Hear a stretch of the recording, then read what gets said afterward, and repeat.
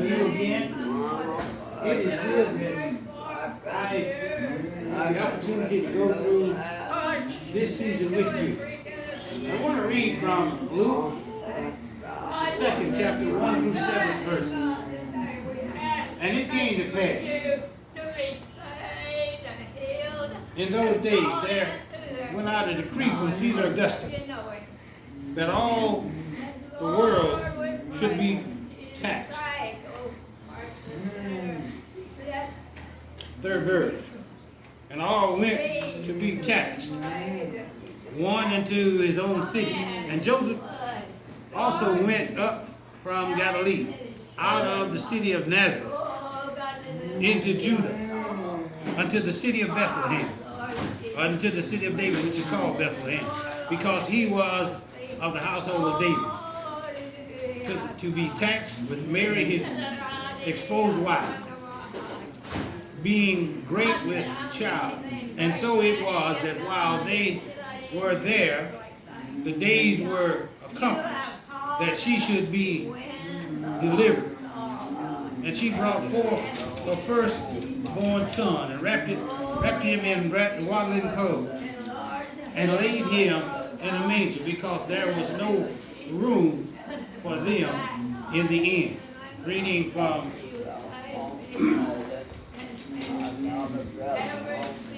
Luke, the 2nd chapter, 1 through 7th verse. I want to talk to you for a little while compared to this time of the year. I want to talk to you just a little while from this subject. Can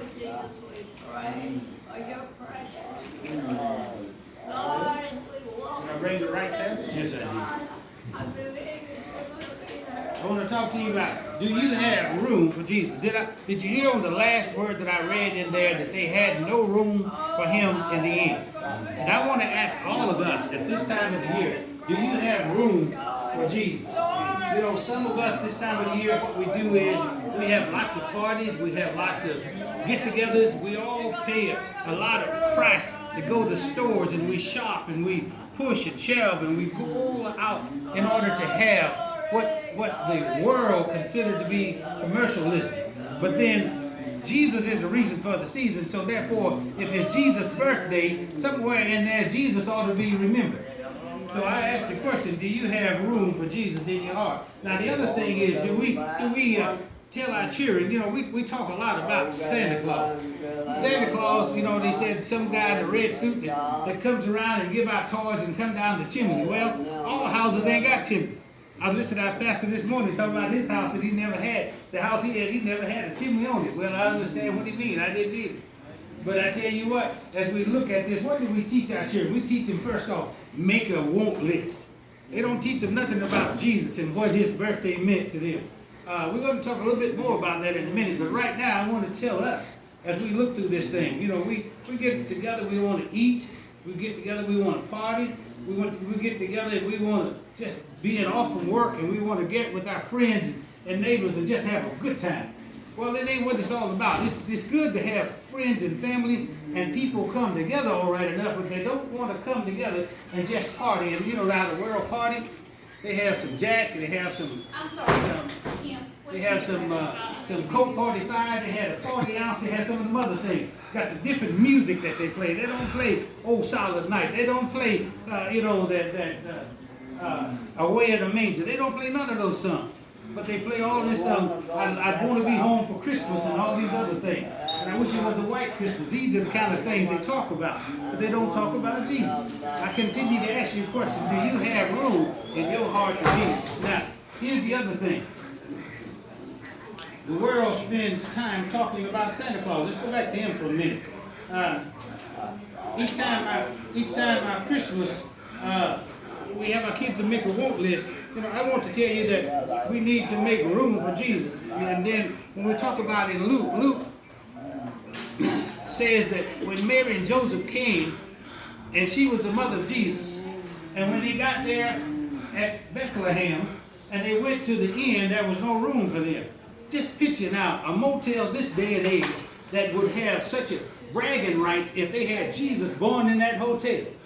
But instead, they put him out. They said, we don't have room for him. Look at how many people that could have been, or must have been in that motel that did not say, well, I'm a single person. Come on, you can share with me. Oh, no, they didn't do that. Every person, just like today, was doing their own thing, and they did not have time for Jesus. It makes a difference in the world in which we live. At this time of year, we think that Christmas ought to be where everybody shares. People cared more at 9/11 than they do during Christmas time. At 9/11, everybody was saying yes and no and how you doing and all that. During Christmas time, people are uncourteous when you're driving down the road. They're uncourteous when you're shopping. They're uncourteous when you gift. I tell you, it's a rough thing on Christmas time when we ought to be closer together. Which makes no difference to us, which says to me, we have no room for Jesus. Here's something else I want to lay on you. A person will wait in a store line when they have Black Friday. They wait in that store line for hours, outside, in the cold, in the dark. All right. And here's the thing, they won't even go to church on Sunday mornings when it's raining. Ain't that something? That's how we feel about Jesus.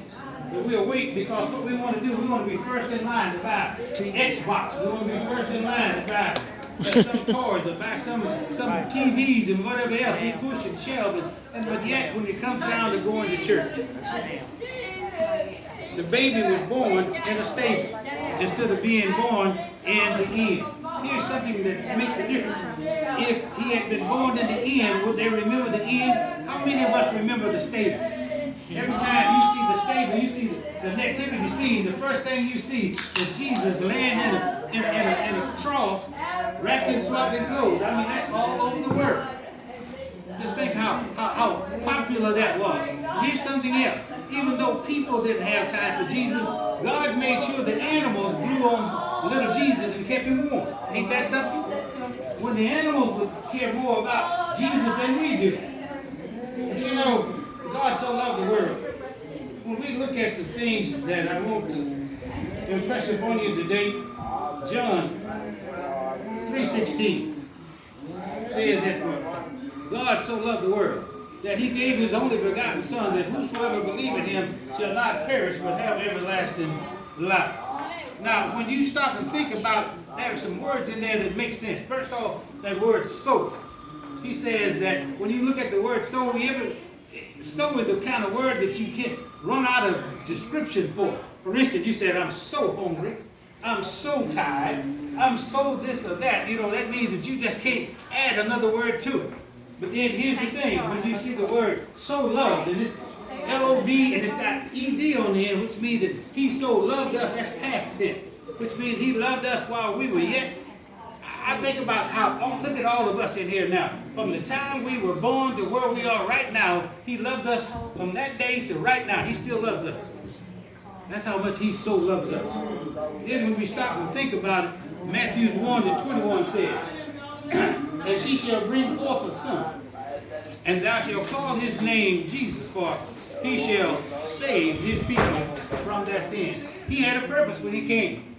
If you want to be saved from your sins, then we have to do what it says in Romans. We have to confess with our mouth, believe in our heart that he was risen from the dead, thou shalt be saved. Now, we're going to leave this with you as I quit. As I get started and somebody said have to pull your coattail. I want to leave this with you. Merry Christmas, and I hope that each of you will find that you can keep Jesus in your heart, not just on the 25th, but keep him in your heart all year long. Amen. What made you want? You have made room for Jesus in your heart here. We want to give you the opportunity to make room for him. Christmas is the gift of Jesus to God for salvation. To anyone who wants to come to Jesus today. God so loved the world that he gave his only begotten Son, whosoever should believe in him shall not perish, but have everlasting life. We have one today who will make Jesus in Lord and Savior. I said, if you need Jesus, Come to Jesus. he is the way, the truth, and the life. There's no other way to the Father except through him. He will save you. Is there anyone who wants He will save salvation you. today? He will save you just now. He will save you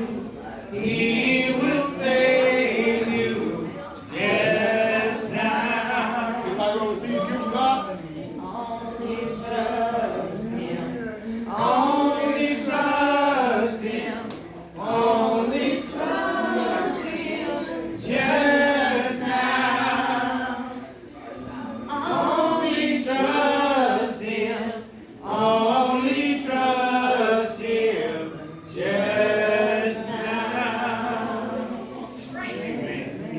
We have one today.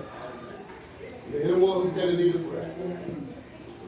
Raise your hand and we'll come pray for you. I have a prayer warrior here, and wherever there's no prayer, there's no power. Little prayer, little power. Where there's much prayer, there's much power. We have one who's got a need of prayer. We see that nobody came at this time. We have one. That's what we